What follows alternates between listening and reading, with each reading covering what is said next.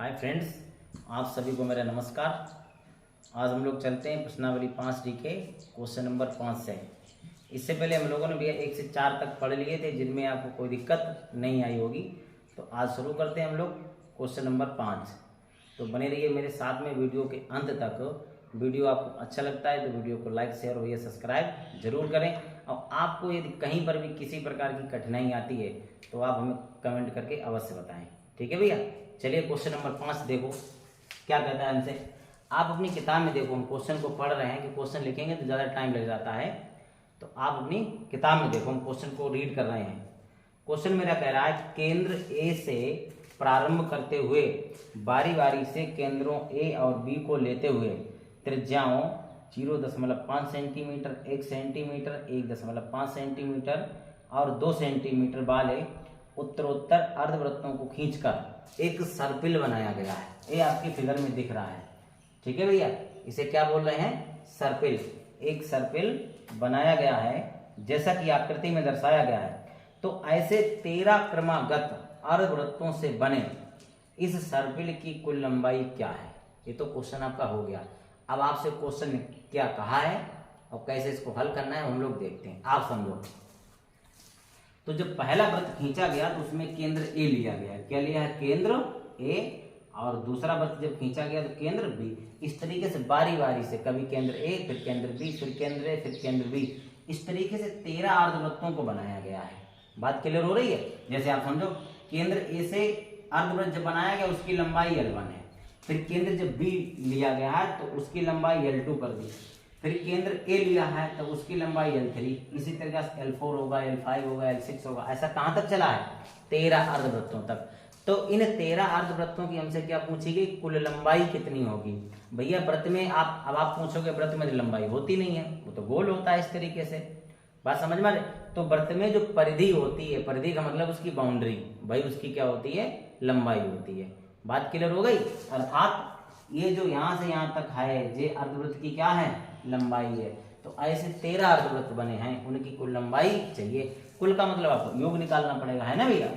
तो चलिए देखते हैं क्या क्या दिया है मेरे पास। तो मेरे पास दिया है पहले अर्धवृत्त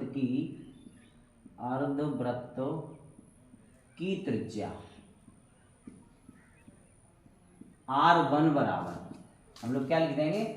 R1 नाम दे दिया इसको, पहले के लिए है ना, तो R1। पहले अर्धवृत्त की त्रिज्या बराबर 0.5 सेंटीमीटर। ठीक है भैया। फिर दूसरे अर्धवृत्त की त्रिज्या, दूसरे अर्धवृत्त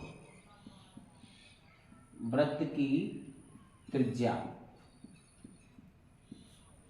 दूसरे अर्धवृत्त की त्रिज्या, इसको क्या दे देंगे? R2 बराबर कितना आपका हो जाएगा? 1 सेंटी। हो नहीं जाएगा, ये दिया गया है। ठीक भैया। तो दूसरे अर्धवृत्त की त्रिज्या हो गई। अब क्या लिखोगे? तीसरे अर्धवृत्त की त्रिज्या, अर्धवृत्त की त्रिज्या, इसको क्या दे देंगे? R3, जो आपकी 1.5 सेंटीमीटर। इतनी बात समझ में आई? ये सवाल में दिया, सवाल में तो उसने 4 तक दे रखा है, लेकिन जब सवाल मेरा 3 से ही हल हो जाएगा तो 4 की हमको जरूरत नहीं है। अब कोई दिक्कत भी आपको नहीं, क्वेश्चन गलत नहीं होगा, ये भी आप ध्यान रखिए। प्रॉब्लम मेरी जो है R1, R2, R3 यानी 3 से ही हल हो जाएगी, तो हमको 4 तक लिखने की कोई आवश्यकता नहीं है। बात क्लियर हुई? अब क्या करना है जरा समझिए। हमें ऐसे 13 अर्धवृत्त हैं, ये जो बना हुआ है आपके पास, ऐसे कितने अर्धवृत्त हैं? 13। तो 13 अर्धवृत्तों की कुल लंबाई चाहिए। तो कुल लंबाई कैसे निकालेंगे? पहले आप क्या करना है? पहले अर्धवृत्त की लंबाई निकाल लो, फिर दूसरे अर्धवृत्त की लंबाई निकाल लो, फिर तीसरे अर्धवृत्त की लंबाई निकाल लो। जब 1, 2, 3 की लंबाई निकल आएगी तो ऐसा कहां तक करना है? 13 तक। बात क्लियर हो गई ना? तो जब हम हल करेंगे तो हमको एक समांतर श्रेणी मिल जाएगी। भैया क्या मिल जाएगी? समांतर श्रेणी। और वो समांतर श्रेणी कहां तक चलेगी? 13 पदों तक। क्वेश्चन कह रहा है 13 ही अर्धवृत्त हैं, तो n का मान फिक्स हो जाएगा 13। समांतर श्रेणी मिल जाएगी, उसमें a मिल जाएगा, d मिल जाएगा, योगफल के सूत्र में रख देंगे, आंसर मेरा आ जाएगा। इतना आसान सवाल है। क्लियर भैया? अब अर्धवृत्त की लंबाई को आपको बता दिया हमने, जो इसकी परिधि होती है, अर्धवृत्त हो चाहे पूरा वृत्त हो, जो उसकी परिधि होती है उसी को लंबाई कहते हैं। बात क्लियर हो गई? तो इसकी क्या निकालेंगे? परिधि निकालेंगे। ठीक भैया, तो लिखेंगे हल में, देखो आप सॉल्यूशन। तो पहले अर्धवृत्त की लंबाई, पहले अर्धवृत्त की लंबाई, लंबाई को शॉर्ट में लिख दिया। ठीक है भैया, पहले अर्धवृत्त की लंबाई, तो अर्ध जो पूरा वृत्त होता है उसकी लंबाई होती 2πr, मतलब परिधि क्या होती है? 2πr। तो हमको चाहिए आधे, 2 वहां से खत्म हो जाएगा। कैसे समझिए, पूरे वृत्त की लंबाई होती है 2πr, ये परिधि होती है, परिधि ही लंबाई का काम करती है। बात समझ के चलना है आपको। हमें चाहिए आधे, 2 से 2 खत्म, तो कितना रह जाएगा? πr। किसी भी संख्या को आधा करना है तो 2 से क्या कर देते हैं? उसको विभाजित कर देते, वो आधा हो जाता है। 2 से विभाजित किया, ये आधा हो गया मेरा। बात क्लियर हुई ना? चलिए भैया देखिए आगे। तो πr जे होती है आधे वृत्त की लंबाई, तो लगा देंगे πr1।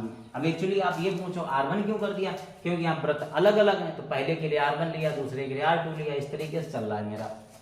तो इसको यहाँ से हटा देते हैं। तो समझो आप, तो पाई का मान 22/7, r1 का मान कितना है? 0.5। यहाँ से दशमलव हटाओगे तो दशमलव के नीचे आता है 1, और दशमलव के बाद में जितने अंक होते हैं उतने जीरो आ जाते हैं, अर्थात 1 अंक है 1 जीरो।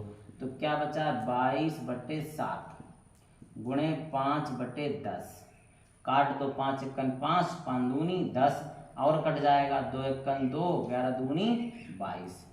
ठीक भैया, तो क्या बचा है? इधर 11 इधर 7, तो 11/7 सेंटीमीटर। ये किसकी लंबाई आई है? पहले अर्धवृत्त की लंबाई आ गई।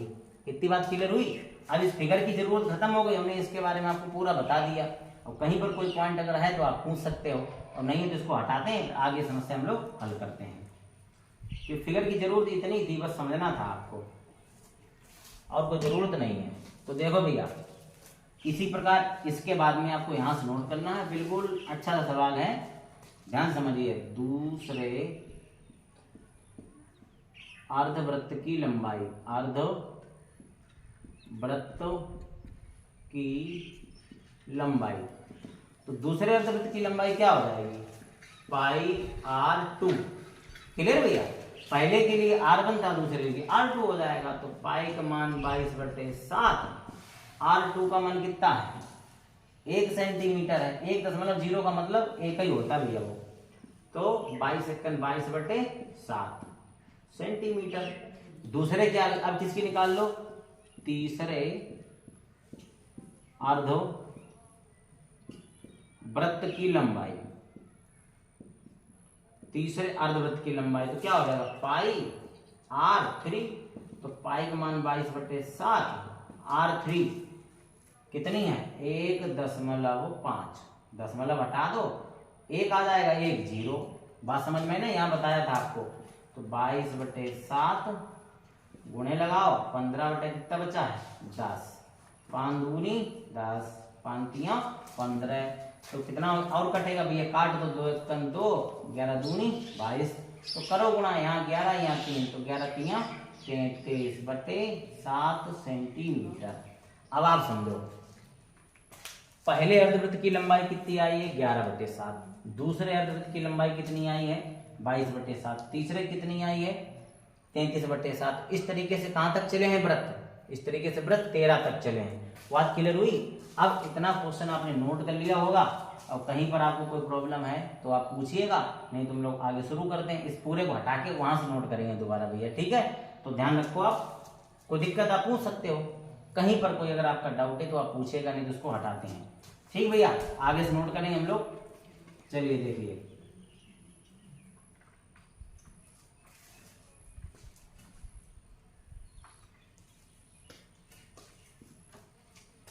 तो बोर्ड पर भी ध्यान रखो भैया। अब हमें कहां से नोट करना है? जहां तक हो गया उसके आगे ही नोट करना है। तो हमने देखा कि हमें एक समांतर श्रेणी मिल रही है, तो लिखेंगे इस प्रकार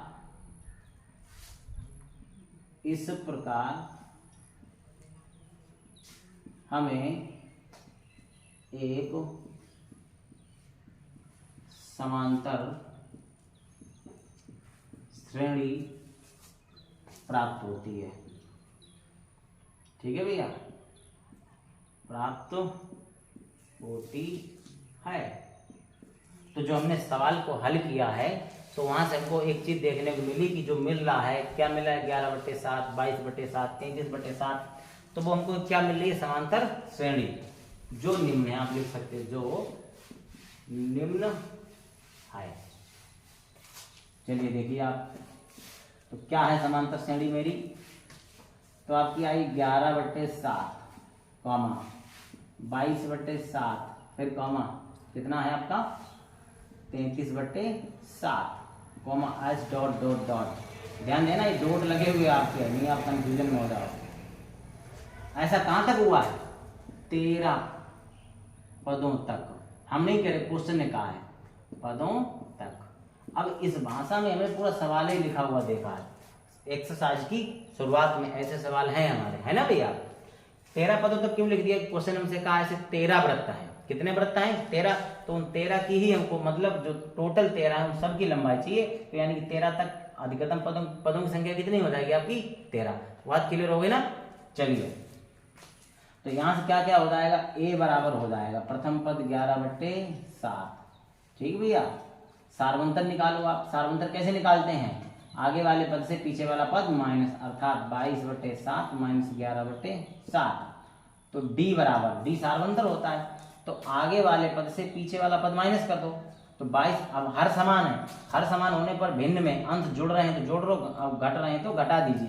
तो 22 में से 11 गया 11/7। ये आपका क्या आ गया, सार्वंतर।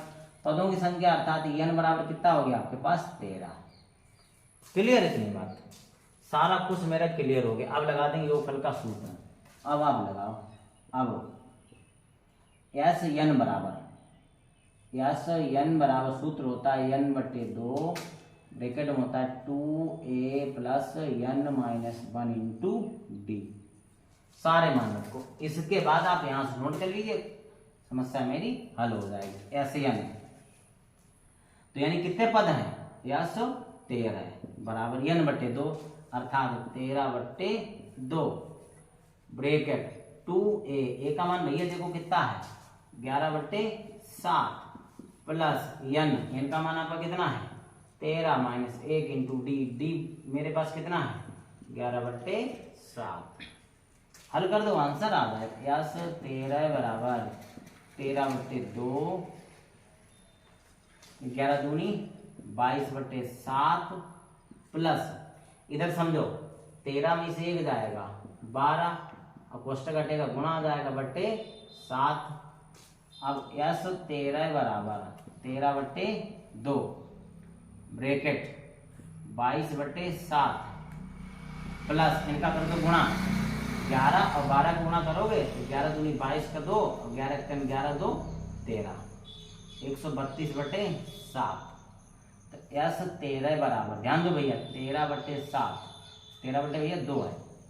अब इनका हर समान है तो अंश जुड़ जाएगा आपका, ये तो हम लोग जानते हैं। भिन्न है, हर समान होने पर अंशों को जोड़ दिया जाता है, माइनस है तो घटा दिया जाता है। जोड़ दो भैया, तो 2 2 कितना हो जाएगा 4, 3 2 5 और आपका 1 जैसे का पैसा बट्टे में आपका कितना आ जाएगा 7।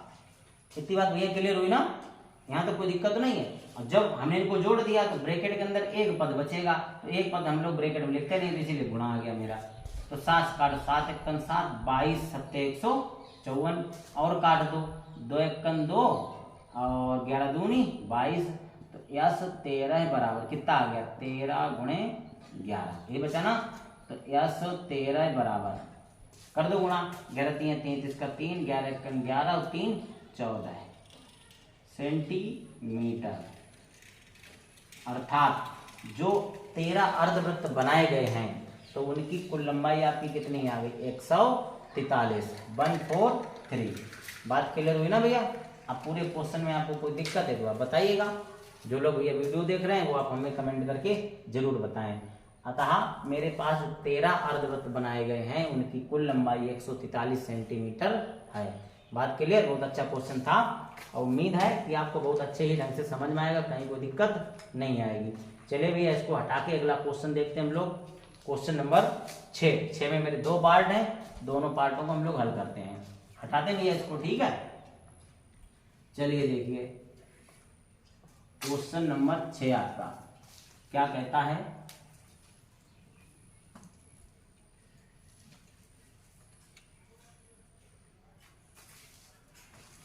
क्वेश्चन 6 जो है भैया वो हमसे कह रहा है, 6 में 2 पार्ट हैं। पहला ए, देखो किताब में देखो भैया, एक श्रेणी है -8 -6 -4 डॉट डॉट डॉट के कितने पदों का योग 52 होगा। यानी कि पदों की संख्या पूछी गई, अर्थात n का मान हमसे पूछा गया। तो सबसे पहले तो लिख दो दिया है समांतर श्रेणी। देखो भैया दी रखी है, क्या है? -8 -6 -4 डॉट डॉट डॉट, ठीक है भैया। और SN बराबर कितना है आपका? 52। ये दिया गया है, एक समांतर श्रेणी है जिसके n पदों का योग कितना है? 52, अर्थात n ही हमसे पूछा गया है। बात क्लियर हुई? तो सूत्र का प्रयोग जानते ही हम लोग कैसे लगाते हैं, या तो जो दिया गया हो सूत्र उसका लगता है, या जो हमसे पूछा जाए सूत्र उसका लगा देते हैं। तो यहाँ पे पदों का योग दिया रखा है तो वही लगा देंगे हम लोग। देखो भैया हल बहुत आसान है, यहाँ आप मान के भी लिख सकते हो कि माना n पदों का योग 52 होगा, कोई दिक्कत नहीं। ऐसे ना लिखो तब भी हमको पता है ऐसे n ये नहीं पूछा गया हमसे, ठीक है भैया? तो क्या होता है? SN बराबर होता है, सूत्र क्या होता है? n/2 ब्रैकेट में आपका 2a plus n - 1 into D, bracket आपका बंद। SN कितना है? 52 बराबर n/2 जैसे का तैसा 2a का मान इधर देख लो समांतर श्रेणी। भैया ये सारा कुछ बता चुके ना आपको, तो हर बार हम जरूरी थोड़ी ना कि हम प्रथम पद बताएं आपको, ये तो आप बेसिक है, सामान्य सी बात है, आप अपने आप कर सकते हो। तो प्रथम पद कितना है?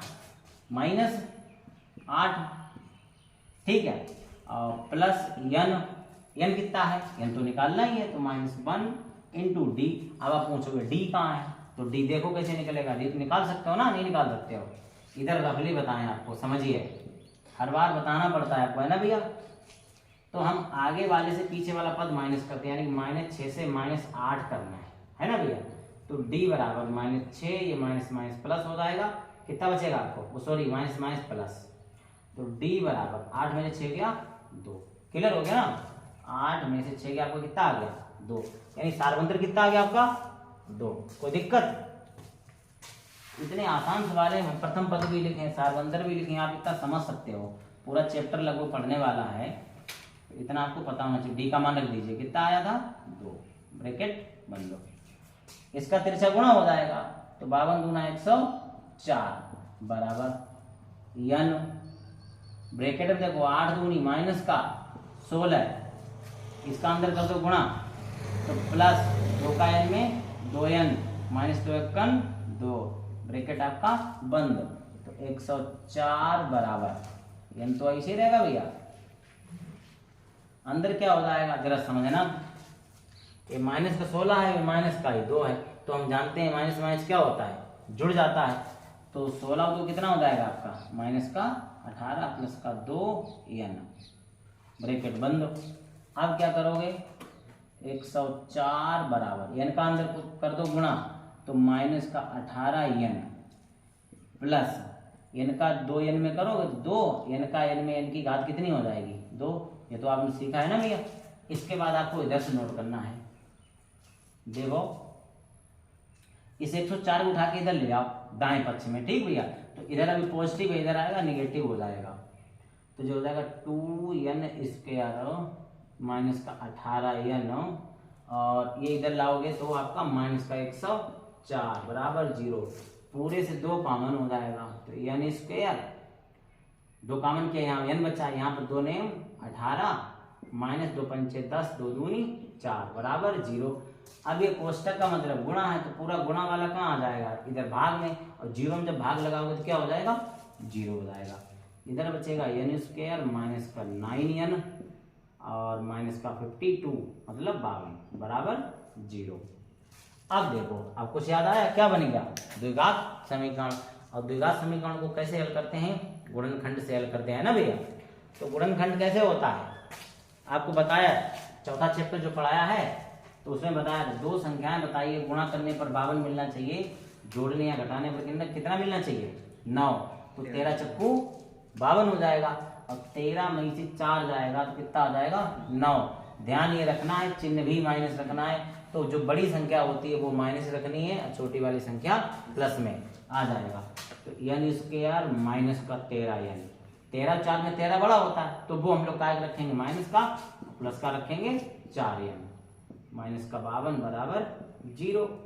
n कर दो कॉमन, तो n माइनस 13 प्लस के यहाँ से 4 कर दो कॉमन, तो n माइनस कितना हो जाएगा? 13 चक्कू 52 बराबर जीरो।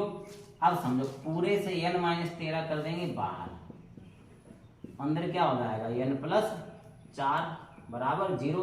अब पदों की संख्या भैया देखो, पदों की हमसे कितने पद हैं ये पूछा गया है, तो पदों की संख्या ऋणात्मक तो हो नहीं सकती है, अर्थात इसको क्या कर दिया जाएगा? छोड़ दिया जाएगा। तो n माइनस 13 बराबर जीरो, तो n बराबर कितना हो गया? 13। इस प्रकार से जो समांतर श्रेणी है उसके 13 पदों का योग कितना हो जाएगा?